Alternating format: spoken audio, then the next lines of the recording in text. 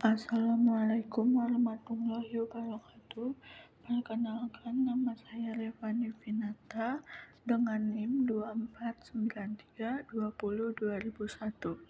Di video kali ini saya akan membahas tentang materi pariwisata berkelanjutan dan mitigasi bencana.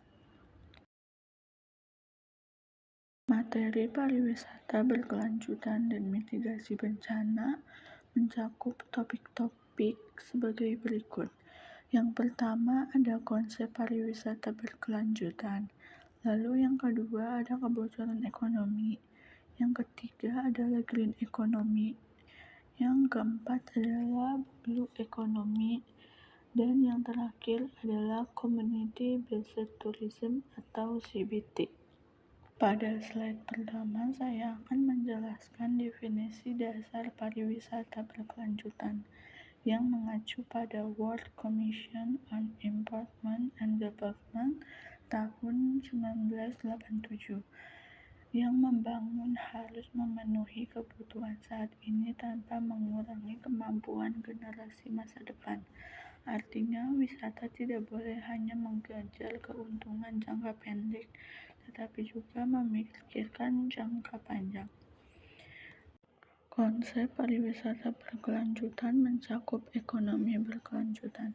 Artinya, pariwisata harus memberikan keuntungan jangka panjang bagi masyarakat lokal, bukan hanya untuk investor atau perusahaan besar.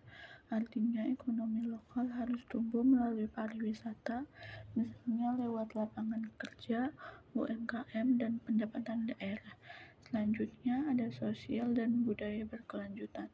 Artinya, budaya dan identitas lokal harus terlindungi. Pariwisata bukan hanya hiburan, tetapi juga sarana edukasi dan pelestarian budaya, adat, dan tradisi masyarakat setempat. Selanjutnya ada lingkungan berkelanjutan. Pengembangan destinasi harus menjaga kelestarian alam.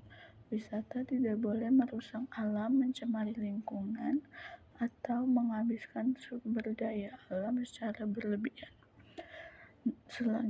Selanjutnya, sebagai contoh foto konsep pariwisata berkelanjutan, yaitu kawasan wisata yang membatasi jumlah pengunjung untuk melindungi lingkungan, lalu mengedukasi wisata mengenai pelestarian budaya dan alam.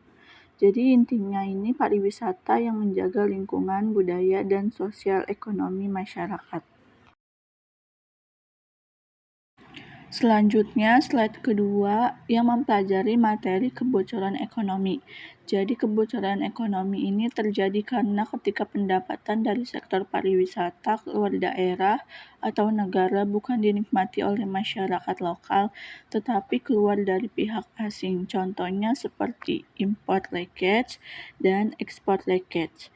Import leakage itu artinya penggunaan barang impor untuk memenuhi kebutuhan wisatawan, misalnya bahan makanan dan peralatan hotel. Lalu export leakage yang berarti ketika keuntungan dari sektor pariwisata ini dibawa keluar karena pemilik usaha atau investornya berasal dari luar negara. Jadi, kebocoran ekonomi ini berdampak dengan pendapatan lokal yang berkurang, ketergantungan pihak dari eksternal semakin besar, lalu kesenjangan ekonomi yang meningkat, dan masyarakat lokal menjadi pemain pinggiran, bukan pelaku utamanya. Solusi dari kebocoran ekonomi ini: satu, mengutamakan tenaga kerja lokal. Yang kedua, menggunakan produk lokal. Yang ketiga, mengembangkan UMKM berbasis pariwisata. Selanjutnya ada mendorong model wisata berbasis komunitas atau CBT. Berikut adalah contoh foto kebocoran ekonomi.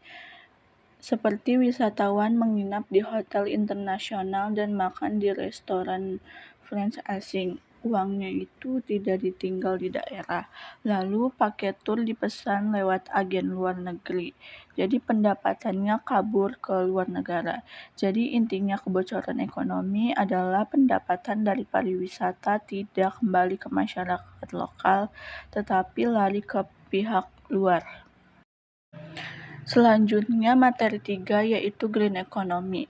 Menurut UNEP 2011 menyatakan Green Economy adalah model ekonomi yang meningkatkan kesejahteraan manusia dan keadilan sosial sambil mengurangi risiko lingkungan. Jadi dijelaskan bahwa Green Economy ini adalah pendekatan pembangunan ekonomi yang menekankan kesejahteraan manusia dan kesejahteraan sosial sambil mengurangi risiko kerusakan lingkungan. Selanjutnya, Green Economy ini bertujuan untuk menjaga keseimbangan antara pertumbuhan ekonomi dan kelestarian alam. Yang kedua ini mengurangi polusi, limbah, dan emisi karbon. Dan cara penerapannya adalah menggunakan energi terbarukan seperti panel surya dan listrik hijau. Lalu mengelola air dan limbah secara efisien dan memilih hotel dan destinasi yang bersifat eco-friendly. Jadi tujuannya Green Economy ini adalah destinasi agar tetap bersih, sehat, dan mampu bertahan dalam jangka panjang. Berikut adalah contoh foto Green Economy. Memilih hotel yang menggunakan panel surya dan sistem hemat air, lalu memilih program ekoturism dengan transportasi listrik di kawasan wisata. Jadi intinya Green Economy ini adalah kegiatan ekonomi yang ramah lingkungan dan efisiensi sumber daya. Selanjutnya yang keempat adalah materi Blue Economy.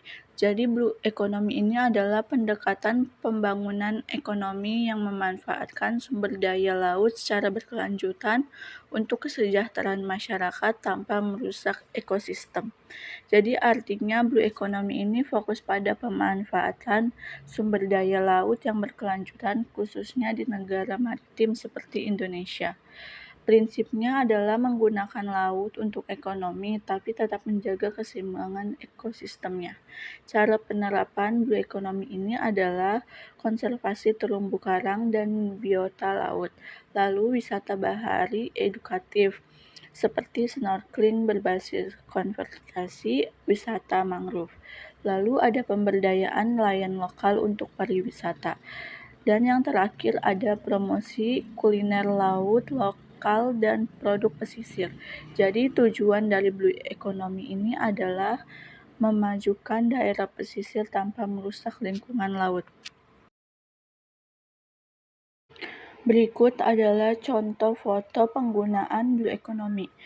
Jadi kita membangun ekowisata laut dengan aturan yang ketat. Misalnya kita melakukan snorkeling tanpa menyentuh terumbu karangnya. Dan dari pengembangan wisata bahari yang mendukung nelayan lokal dan konservasi mangrove. Jadi intinya Blue Economy itu adalah pemanfaatan sumber daya laut secara berkelanjutan. Selanjutnya, slide terakhir yaitu Community Based Tourism atau CBT.